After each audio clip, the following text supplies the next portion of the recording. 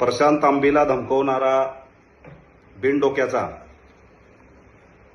जो स्वतःला विद्वान समजतो, ज्याने अनेक वेळा वादग्रस्त वक्तव्य केलं, ज्याने अट्रॉसिटी कायद्याच्या विरोधात बोलला, ज्याने गरीब एका वेटरला मारलं, वारंवार वादग्रस्त करतो, अशा आमदाराला या माध्यमातून मी सांगू इच्छितो, तो प्रशांत आंबीला ज्या पद्धतीने धमकी देतोय, ज्या पद्धतीनं एकेरी भाषेत बोलतोय, ज्या पद्धतीनं त्यांनी कोल्हापूरमध्ये येऊन मारण्याची जो चॅलेंज केलाय, त्याला या माध्यमातून सांगतोय, तुझ्या काय बापाचा शहर आहे का कोल्हापूर? कुठं पण जाऊन तू मारणार? आणि आम्ही काय गप बसू का?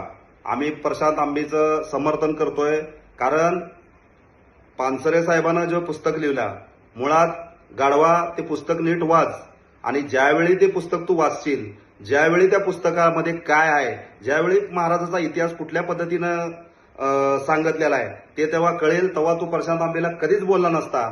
अर्ध्या डोक्यानं वाचायचं आणि अर्ध्या डोक्यानं बोलायचं. कुठल्याही पद्धतीची सामाजिक बांधिलकी नाही, कुठल्याही पद्धतीचे सामाजिक भान नाही.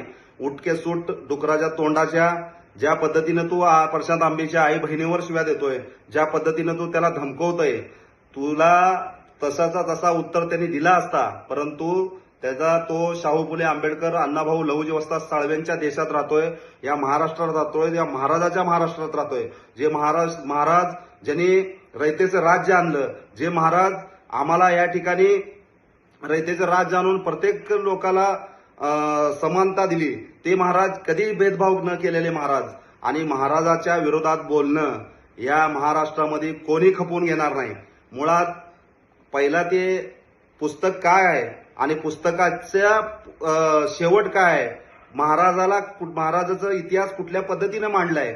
आणि तू म्हणतोय ज्या पानसरे जनजागृती करून, जे पानसरे त्यांचं मौलाचं योगदान देऊन त्यांची हत्या केली, ज्या पद्धतीने त्यांचं आवाज दाबण्याचं काम केलंय, तू जे म्हणतोय की जे पानसऱ्याचं हे झालंय तर तुझा पानसऱ्याला, म्हणजे आम्हाला या माध्यमातून सांगायचं आहे, पानसऱ्यांचा ज्या पद्धतीने हत्या झाली, त्या पद्धतीची हत्या जशी झाली ते तू ज्या पद्धतीने वक्तव्य करतोय, मग तुला ते कट कारस्थान माहिती होतं का? मला या माध्यमातून सांगायचं आहे, प्रशासनाला सांगायचं आहे, ह्याला सहआरोपी करा त्या प्रकरणामध्ये. कारण पानसऱ्यांचा एवढा मोठं योगदान आहे, एवढं मोठं जनजागृती आहे. त्या पानसरेबद्दल बोलतोय, या प्रशांत आंबेला जीवे मारण्याची धमकी देतोय, जीभ काप